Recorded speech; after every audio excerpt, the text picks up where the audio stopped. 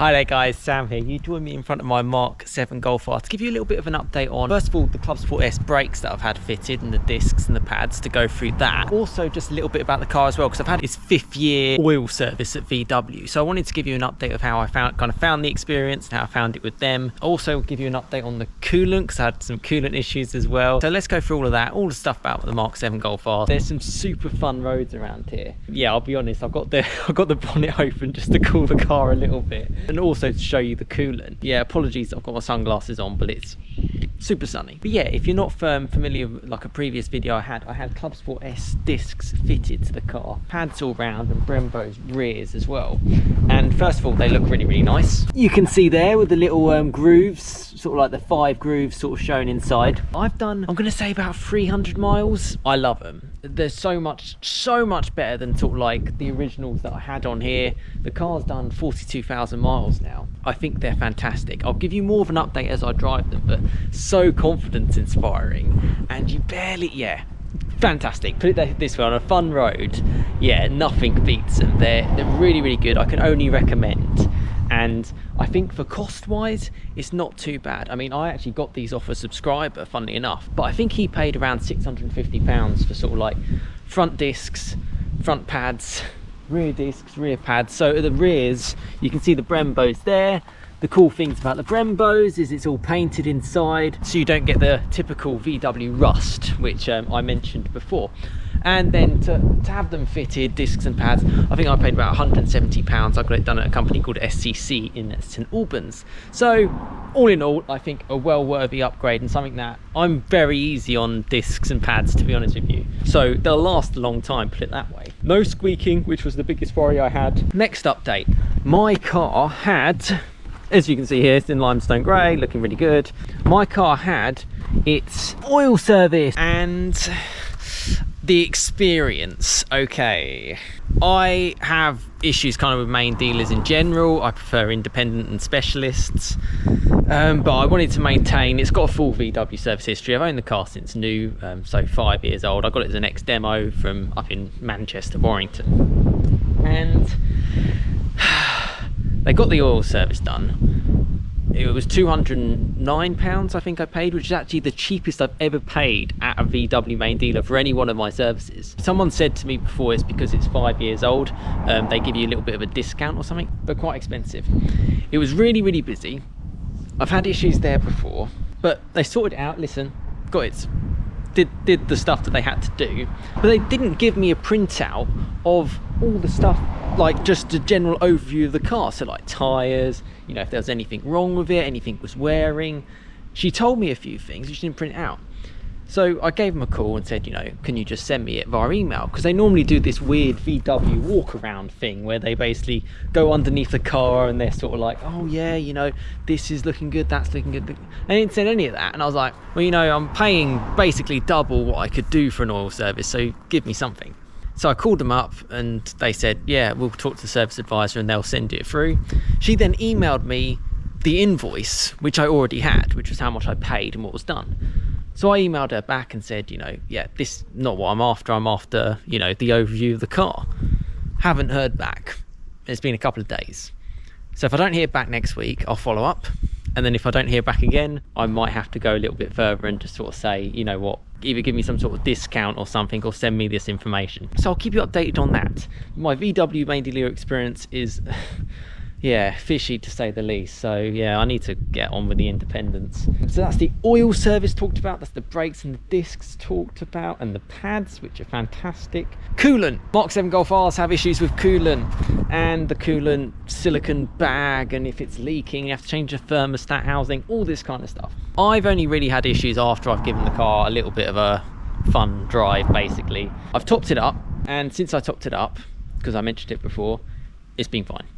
If it is leaking, it's leaking very slowly. I've never had anything on my driveway that I could personally see it. As you can see from here, as I've like prepped the car to be open, you can see that it's, you probably can't see actually because of the sun. Maybe when the sun goes in, it's basically almost at the max. So for me, I'm happy with that, and I'm just going to monitor it. That's kind of the key for me. You know, these EA 888 engines, because this is the Golf R with 300 horsepower, four-wheel drive, it's got big turbo, so they do get hot. So I'm just going to monitor it for now, but I do know the place. Well, SCC, I'll probably speak to them. If things need to get changed, I'll change it.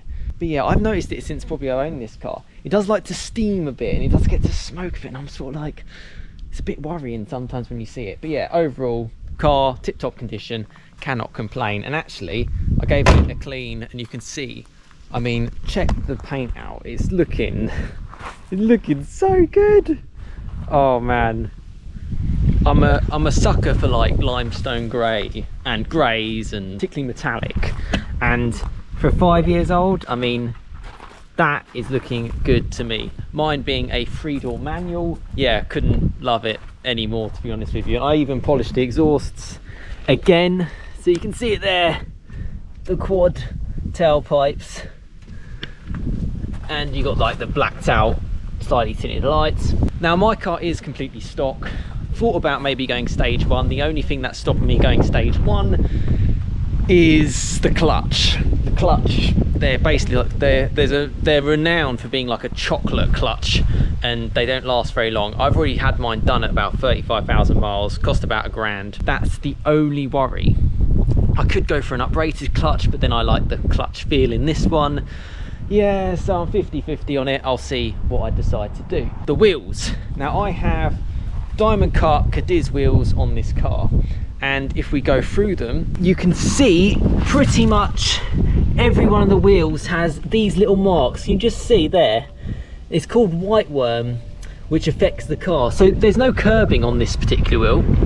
And if we check this wheel again, you can see it here. See the white worm, see the white worm, little bit of white worm there, big white worm there, lots there, really annoying. Basically that happens when you get either like a little stone chip or something like that, and then yeah, it will just wear away and it looks really crap. And I love these wheels when they're shiny. So basically I want to get them refurbed, and I do know a place, and I think I'm going to get all 4 done. It shaves off a little bit, so you can only do it a certain amount of times. I haven't refurbed any of these wheels except the front left once, as you can see here, because I curbed it. I have since curbed it slightly again. Where have I curbed it? There. And then again you can see all the white worm. Look at that, there. I don't even know how it comes about. This little car's looking quite nice. Yeah, family car. Yeah, and then the final wheel, as you can see here, actually this one doesn't look too bad. Okay, yeah, white worm there, no curbing or curb rash, just that little one there is all I can really see on this rear. So actually maybe I could get away with 3, but I'd rather get 4 done, to be honest with you, because it's like, I really wanted to kind of like, you know, I've loved this car, and yeah, I think that's the only thing that kind of needs done. Paintwork's in great condition. I've noticed a few things, like a few heavier stone chips, which have actually resulted in, yeah, you can just about maybe see there. What's happened is then it gets a little bit of rust comes through from it as well. And I think I've got one, yeah, can you see just at the front there? So that's just sort of like rust sort of showing from the little stone chips. But overall, this car's really good. And one thing they did with these Mark 7s, because this is a 2017 Mark 7, VW weren't sort of like holding back. There were a lot of great things that they had with this car, and one of the things that they did really well is the paint is a lot thicker. And as you can, and I can proof for it, 42,000 miles, this car is mint. Excuse the bikers. Loud. It's actually just people on mopeds. Yes, it's really good. And I believe when they went to the Mark 7.5, from owners I've spoken to before, it's, yeah, the paint isn't quite as good. So good things about this. Just on that topic, there's a couple of other things that you get which you don't even get on like the Mark 8 anymore. You get like in here just simple stuff that isn't on the Mark 8, it is on the Mark 7. You don't get this little sort of like compartment, which you also get under here too. That's pretty cool, pretty handy. You get this little sun visor holder. You even get a battery cover as well, which you might have just seen when the bonnet was open. They took all of that stuff out as they started doing it when they went to the facelift version of this car. And to be honest with you, after about 2017, 2018, cars really changed. It's kind of put me off why I haven't gone for the Mark 8 Golf R, because first of all, the spec that I would want is £25,000 more than this car. It's faster, but it's fundamentally the same engine. And yeah, I did really like the sort of like rear bias nature of the Haldex system that they had. This is more front wheel drive basis, and it's got a little bit of help from the rear. But then I've got a manual. You can't get a manual unless you live in like Canada and the States for the Mark 8. So you'd have to go DSG. So I kind of lose out on that. You know, I know this car inside and out, and that's why I love it. 3-door as well. I mean, I really like that because you get a lot more light inside here. Certainly is, you know, I'm a single guy, so it's like, you know, I don't really use the back too much, but it's not really compromised back there.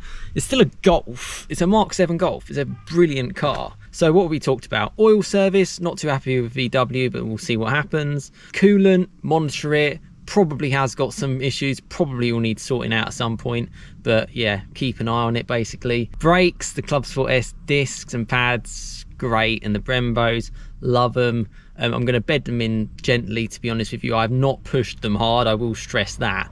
It's just been gentle on it and, you know, just getting used to it. The wheels, I think I will get them refurbed. Certainly 3 out of the 4 could use a decent refurb. They shave a bit of the layer off. I don't think you can do it too many times, but you know, the car's over 5.5 years old now, so it's like, if you're gonna do it and go from there. Worst case scenario, you can actually pick up a full set of Cadiz wheels for not that much money. 50-50 on what to kind of do about that, but I think I probably will get it done, and I'll kind of share what it's looking like on the channel. And comment below if you have any questions about it. I still would 100% recommend them. I think they're a bargain. You know, over the next 6, dare I say it, 12, 18 months, we are heading into recession type times. Quite obviously, we're probably in a recession, and car prices are going to come straight back down, and particularly as they were massively overinflated with chip shortages and stuff. So there's probably some bargains out there, and some of the bargains, although this car for me has held its money crazily well. I mean, this has depreciated about just over £1,000 a year for me from what I paid for it. So for 5.5 odd grand, I'm pretty happy with that. And 40,000 miles, yeah, I can recommend them. So have a little look, and I would always recommend these cars. And I'll keep sharing updates on the channel because I do love the car. I've got hopefully more exciting stuff to share. I actually just had a conversation with someone who is massively in the industry, and yeah, I still pinch myself that I had the conversation, spoke a little bit about the wheels actually, and he recommended the place that I had thought about before. Yeah, have a great rest of your week, great rest of your weekend. Comment below.